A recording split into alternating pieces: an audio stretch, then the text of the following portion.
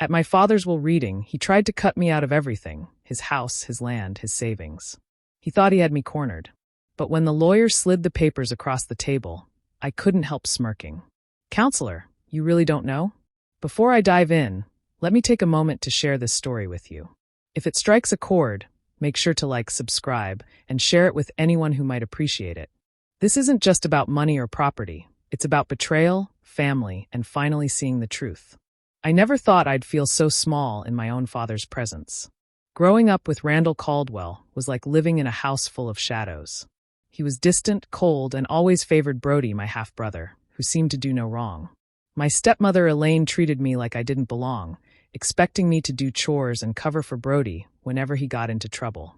By the time I turned 17, I'd had enough.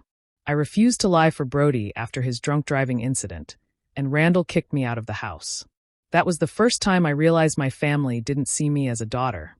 They saw me as someone disposable. Years later, life had taught me resilience. I became an EMT, working long nights, saving strangers while my own family pretended I didn't exist. When I got the letter from Randall's attorney summoning me to the will reading, I hesitated. Part of me didn't want to go, didn't want to face the same family who had always ignored me. But Aunt Ruth, the only person who ever truly cared, insisted I attend. She said it wasn't about the money, it was about facing the truth. The day of the will reading was tense. Elaine was all smiles, far too sweet to be genuine, while Brody barely looked my way, acting as if I were invisible. The lawyer, Calder Knox, began reading Randall's will, and my heart sank. Everything, house, land, savings, was left to Brody and Elaine. I could feel the smugness radiating from them, waiting for me to cry, to beg, to plead. But I didn't. Instead, I let myself smirk. It caught everyone off guard. Calder looked uneasy, Elaine's smile faltered, and Brody's jaw tightened. Calmly, I asked if he was absolutely sure this was the most recent will. I reached into my bag and placed a sealed envelope on the table. Calder hesitated, then opened it. His face went pale. Elaine's fake composure cracked instantly. For the first time in years, I didn't feel powerless. All the fear, the rejection, the years of being dismissed, none of that mattered now. The room had shifted, the balance of control changing with a single envelope. I didn't need to say a word. The truth was finally about to come out, and for the first time, I felt like I was standing where I was always meant to be, finally in control. Growing up in the Caldwell house was like living in someone else's world, a place where I was never meant to belong. From the moment Brody was born, my father Randall made it clear who his favorite was. Every praise, every reward, every ounce of attention went to him. I learned early on that no matter what I did, I could never measure up in his eyes.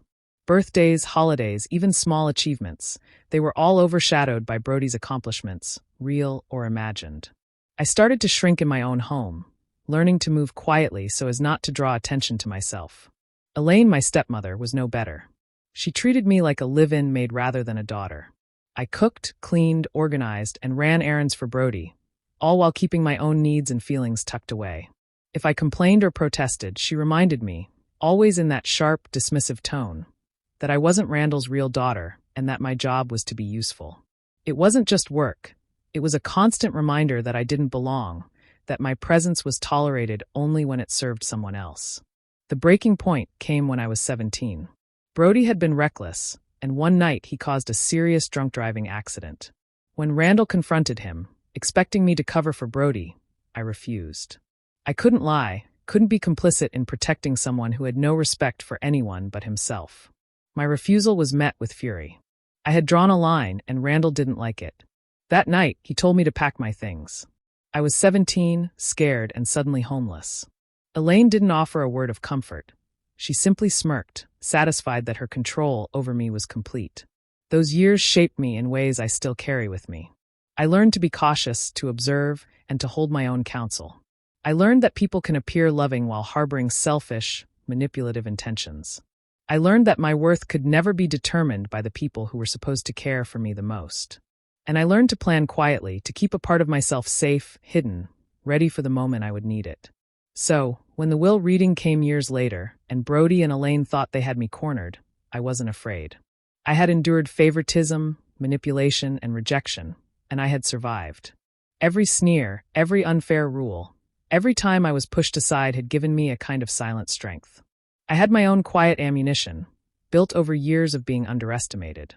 I knew that the people who thought they held all the power didn't see that I had already learned how to protect myself, how to turn their betrayal into my advantage.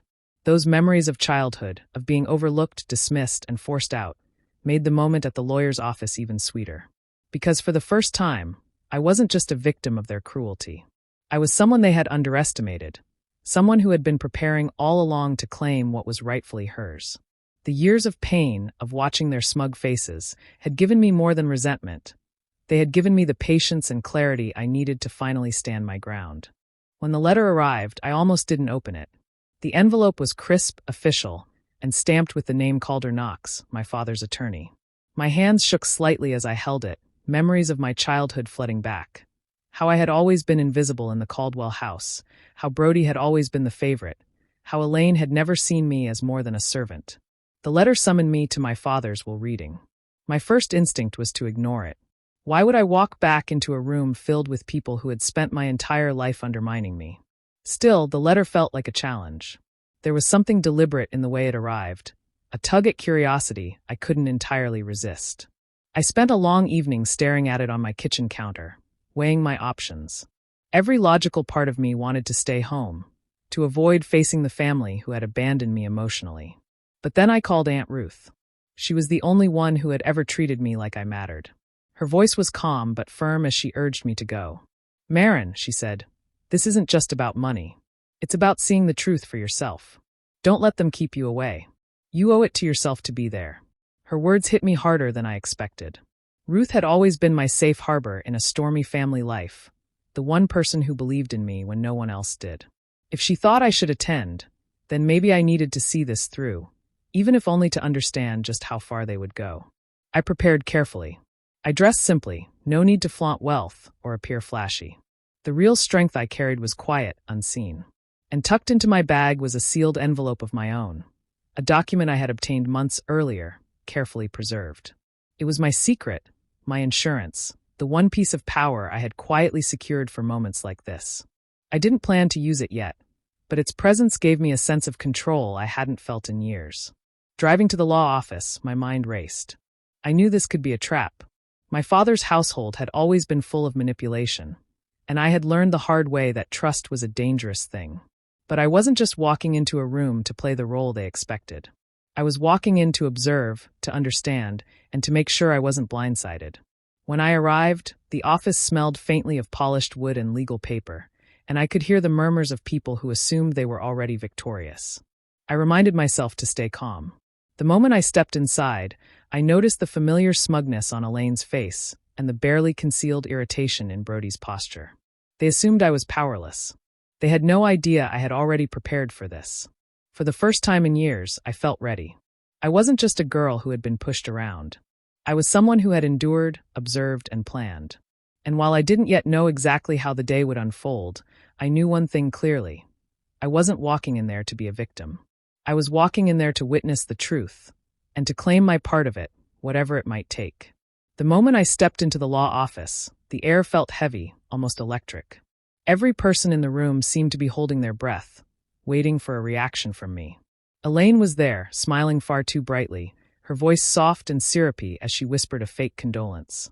"I'm so glad you could make it, Marin," she said, her eyes sharp beneath the surface. I knew better than to respond. Every ounce of sympathy she showed was a performance, designed to make me doubt myself. Brody, on the other hand, wouldn't even meet my eyes. He stood stiffly, pretending not to notice me, his hands clenching and unclenching at his sides. He looked like a golden boy who had never had a real challenge in his life, but I could sense the tension radiating from him. He expected me to crumble, to beg, to protest, and I refused to give him that satisfaction. Calder Knox, my father's attorney, cleared his throat and began reading the will. His voice was calm, professional, but it carried the weight of something irreversible. The sentences hung in the room like a judgment I had already anticipated, but the sting was no less sharp. As he detailed the distribution, my stomach sank. House, land, savings, all of it was left to Brody and Elaine. Every item, every asset, every memory that had once belonged to my father was being handed to the very people who had made my life miserable. I felt the weight of the room on my shoulders. Everyone's eyes were on me now, waiting. waiting for a breakdown, for tears, for anger, for anything that would make them feel justified in their smugness. Elaine's fake sympathy had shifted slightly, the corners of her mouth twitching, as if she could barely contain her triumph. Brody's jaw was tight, his knuckles white, but he maintained the act of indifference. And me? I felt an odd calm settle over me. The years of being dismissed, the endless favoritism, the childhood pain, they had all been leading to this moment. I had expected this outcome on some level, yet the reality still hurt, cutting sharper than I imagined. But I refused to give them the satisfaction. I refused to collapse like they expected. My heart was racing, but my expression remained composed, almost serene. It was clear to everyone in the room that I had been officially cut out. The will made it undeniable.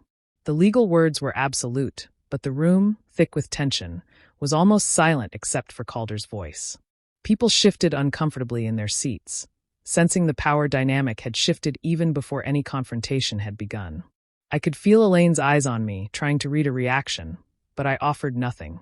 I could sense Brody's frustration, the subtle trembling of someone who had always assumed dominance and now realized he might not be as untouchable as he thought. Everyone waited for me to react, to break down and give them the narrative they wanted. But I remained silent, holding on to something deep inside me, a quiet certainty that this wasn't the end. It was only the beginning. I could feel the eyes on me, all of them expecting tears, expecting a breakdown. I let the silence stretch for a moment, letting them stew in the tension. Then, almost without thinking, I allowed a small smirk to curl at the corner of my lips. It was subtle, almost imperceptible at first, but it carried the weight of years of being underestimated. The reaction was immediate. Elaine's fake smile faltered, her eyes narrowing. Brody froze, his confident posture stiffening. Calder Knox shifted in his chair, a flicker of unease crossing his face. "I have a question," I said, my voice calm but deliberate. "Are you absolutely certain this is the most recent will?" Calder blinked, clearing his throat nervously. Yes, Marin. This is the will we have on file. This is the one your father signed most recently." I nodded slowly, pretending to consider his words, letting the room simmer in suspense. My hand went to the bag at my feet, and I pulled out the sealed envelope I had brought with me. I set it carefully on the polished surface of the lawyer's desk, making sure everyone could see it. The weight of it seemed to press down on the room. Elaine's eyes widened slightly, a hint of panic breaking through her carefully constructed mask. Brody shifted, glancing between the envelope and me, his mouth opening and closing as if he wanted to say something but couldn't find the words. "May I open this?" Calder asked cautiously, his voice betraying the first hints of doubt. I nodded, my smirk widening just a fraction. Calder hesitated, holding the envelope in his hands as if it might bite him. Finally, he broke the seal and began to read. I watched him carefully, noting the change in his expression, the subtle shift from professional detachment to pale, stunned disbelief. His eyes darted from the paper to me, and I could see the gears turning in his head as he realized this was not what he had expected. Elaine's composure shattered instantly. She leaned forward, her voice sharp and accusing. "What is this? What's happening?" Her eyes burned into mine, filled with a mixture of fear and fury. Brody fumbled at his words, unsure how to respond, the smug confidence he had carried into the room now completely gone. I stayed calm, letting them react, letting the tension build. Every glance, every twitch of their faces confirmed that they hadn't anticipated this.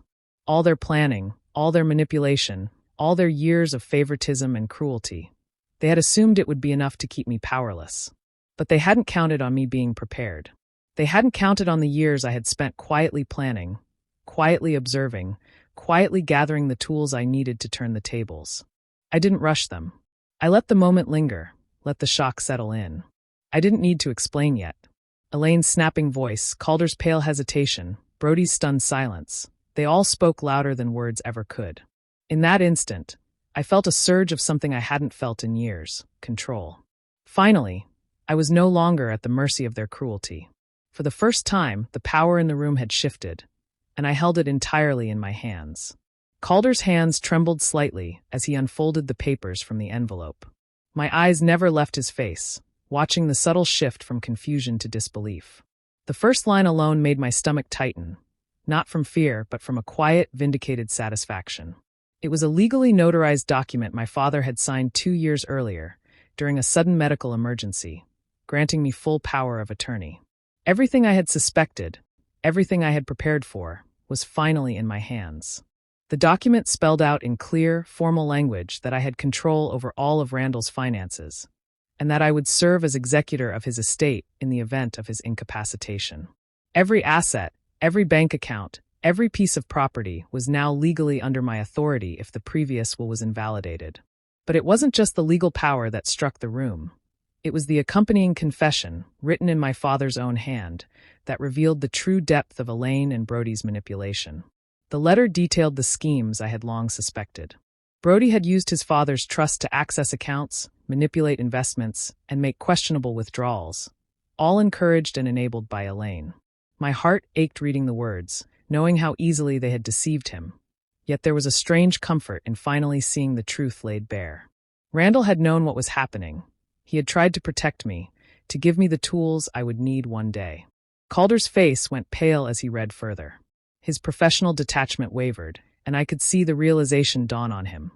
The new will, the one Elaine and Brody had orchestrated to cut me out entirely, might not even be legitimate. He muttered under his breath, This changes everything." I didn't need him to elaborate. The tension in the room was electric, charged with the shock of the unexpected. Elaine's fake confidence faltered as her eyes darted between Calder and me, sensing the shift in power, but not understanding its full weight yet. Brody's jaw tightened, his earlier arrogance evaporating in the face of the evidence he had never considered could exist. I remained calm, my smirk returning subtly as I let the moment stretch. For years, I had been underestimated, dismissed, and silenced. I had watched them manipulate my father, manipulate each other, and manipulate me, believing their control unshakable. But Randall's foresight had given me a weapon they hadn't anticipated, undeniable, legally binding proof of their deception. Calder finally looked up, meeting my gaze. His voice was steadier now, though still edged with shock. "Marin, if this document is accurate, the new will could be considered fraudulent. This changes everything legally. They could face serious consequences." Elaine's mouth opened, as if to argue, but no words came. Brody fumbled behind her, powerless for once. The room, once thick with their assumed dominance, had shifted entirely. And in that moment, I realized something I hadn't felt in years. I was no longer the powerless daughter. I was the one holding the truth, and the power to see it through. Every betrayal, every injustice, every moment of being dismissed had led to this moment, and I intended to see it to the very end. Calder's voice was steady, but the weight behind his words shook the room. "I'm ordering a legal handwriting analysis on the signature from the most recent will," he announced. "We need to verify its authenticity before proceeding."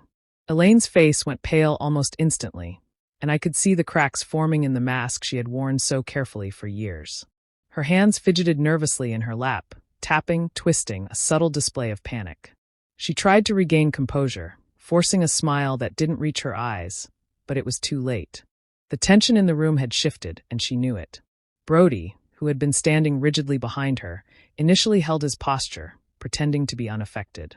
But the pressure was building, and I could see it in the way his eyes darted from the envelope on the table to Elaine and back again. Every second of silence seemed to weigh heavier, each pause making his internal struggle more visible. He clenched his fists, swallowed hard, and finally, almost involuntarily, the words slipped out. It wasn't my idea," he stammered, voice shaking. "Elaine, she told me to do it. She said I had to sign it while Dad was in the hospital. She said it would be fine. I didn't know it would go this far." Elaine's face twisted into a mixture of fury and desperation. "Brody, how dare you?" she began, but her protest sounded hollow, almost comical in the weight of the confession he had just offered. She tried to grab control of the narrative, but Brody's admission had already exposed the core of their scheme. I stayed silent, letting them unravel themselves. Years of manipulation, favoritism, and deceit had taught me the value of patience. I had waited, observed, and prepared. I didn't need to argue, didn't need to raise my voice or make a dramatic statement. They were digging their own graves, and I was watching it happen, unflinching. Every lie, every forged signature, every attempt to undermine me was now coming to light, and there was nothing they could do to stop it.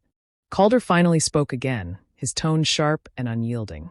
"Both of you need to understand the seriousness of what has just been revealed. Forging a will is a criminal offense. Both of you are now under investigation.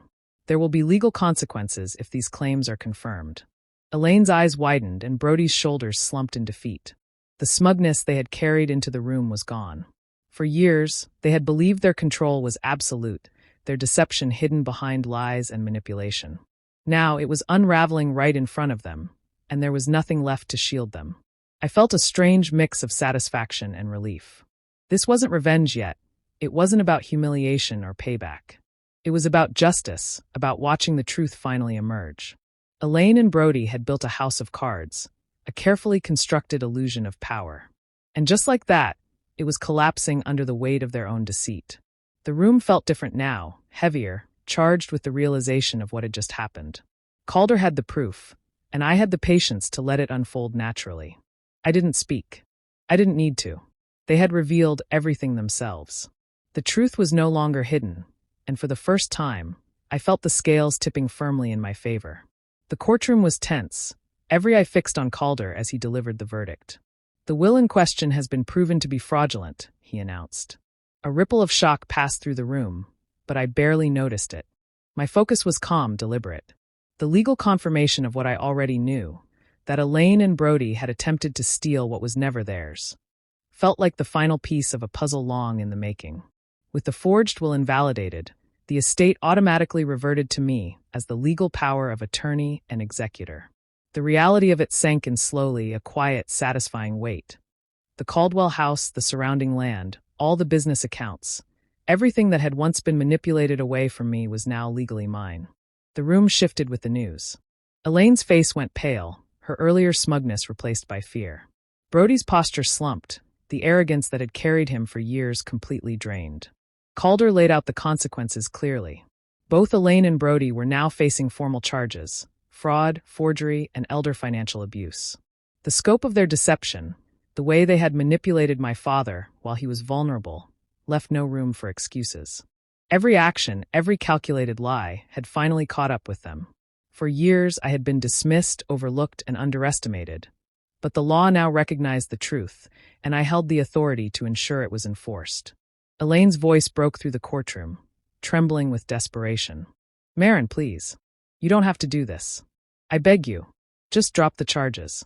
Think of the family, think of Brody. Just don't ruin us."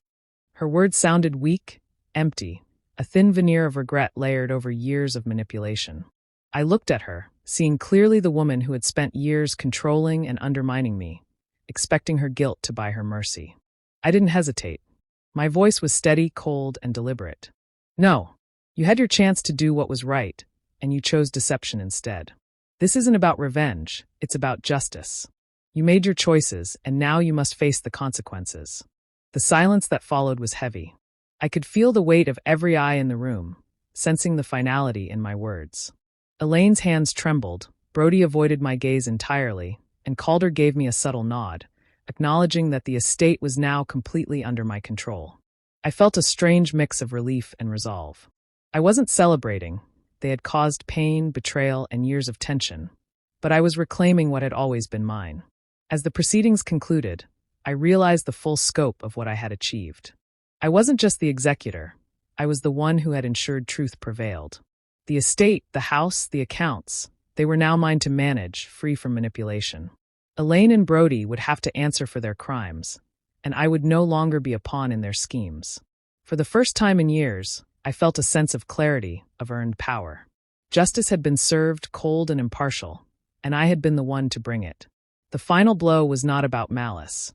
It was about setting the record straight, reclaiming what was mine, and standing unshaken while those who betrayed me faced the consequences they had earned. Walking through the Caldwell house again felt strange, almost surreal. Every corner, every room held echoes of my teenage years. The long nights spent cleaning, the cold silences from my father, the constant weight of Elaine's judgment. This was the house I had been forced out of at 17, the place where I had learned to survive without anyone's support. Now, walking through it as the rightful executor of the estate, the air felt different. No longer oppressive, no longer filled with expectation or fear. It was mine to decide what to do with, and I intended to make it count. I started slowly, room by room, sorting through the remnants of a life I had once been excluded from. Dust-covered shelves held old photo albums, letters, and keepsakes. I let my fingers brush against the memories, both bitter and sweet, knowing I had the power to reclaim my narrative. Aunt Ruth moved in temporarily to help, her presence a comforting reminder of the family I had actually chosen through loyalty and love, not manipulation. Together, we sifted through years of Randall's possessions, uncovering boxes he had tucked away, papers he never filed, letters he never sent. It was in one of those boxes that I found them. Letters my father had written to me, but never mailed. Handwritten pages filled with regret, sorrow, and confessions. He had regretted the way he had treated me, the favoritism toward Brody, the ways he had allowed Elaine to manipulate the family. Reading his words, I felt a mix of sadness and closure. He hadn't been perfect, but these letters were his way of reaching out, even belatedly, to tell me I mattered. For years, I had wondered if I would ever hear that from him, and now, in my hands, his remorse was tangible, even if it came too late. Once the house was cleared, I made my decision. I would sell the property, not out of spite, but as a way to reclaim my independence. I planned carefully, allocating part of the proceeds to support victims of drunk driving, a quiet nod to Brody's past recklessness and the lives affected by his choices. It was justice of a different sort, one that didn't humiliate but created meaningful impact. The rest of the money I would use to build a life entirely my own, one free from my family's poison, free from the shadows of the past, a life where I could finally thrive on my terms. As we packed up the last of Randall's belongings, I felt a sense of relief I hadn't experienced before. This wasn't about revenge in the petty sense. It was about reclaiming control, turning years of pain into a foundation for my future. Aunt Ruth and I shared quiet smiles, recognizing the symbolic weight of what we were doing. The house that had once been a place of manipulation and exclusion was now a stepping stone toward freedom. Walking away from the Caldwell house for the last time, letters in hand and plans in motion, I felt a quiet satisfaction. I had honorably punished deception, provided for those harmed, and reclaimed my life. The past no longer dictated me. The choices I made now did. For the first time in years, I felt truly unbound. The courtroom buzzed quietly as the judge delivered the sentences. Elaine and Brody were handed probation and ordered to provide full financial restitution for their crimes. The weight of their actions had been acknowledged, and for the first time, justice was official. The smugness that had always clung to them had vanished, replaced with an uneasy tension that seemed to follow them even as they shuffled out of the courtroom. I watched silently, noting the hollow expressions on their faces. For years, they had assumed they were untouchable, but now the reality of their choices was undeniable. After the proceedings, Elaine reached out, her voice pleading, almost desperate. "Marin, please just come visit. Try to understand. We want to make amends." Brody echoed her words, though his voice was weaker, less confident. I didn't respond. I didn't need to. I wasn't interested in empty gestures or shallow apologies. I had no obligation to offer them closure they didn't earn. I had spent too many years bending to their expectations, allowing their cruelty to shape me. Now, I refused to participate in their attempt to reclaim any semblance of control over me. Instead, I chose my own path. A few days later, I drove out to the lake my father had taken me to when I was small, a rare memory of warmth and happiness in an otherwise difficult childhood. The lake was quiet, the water reflecting the soft light of early evening. I carried Randall's ashes with me, holding the small urn tightly. The sound of the wind through the trees, the gentle lapping of water, and the smell of pine felt like a balm to years of tension and betrayal.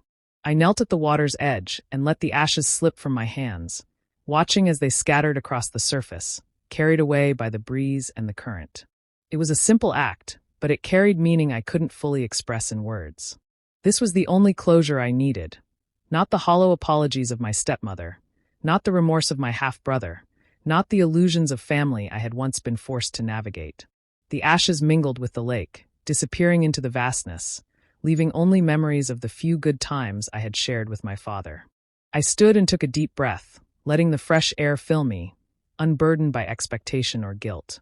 There was no need for dramatic forgiveness, no need for public declarations of healing.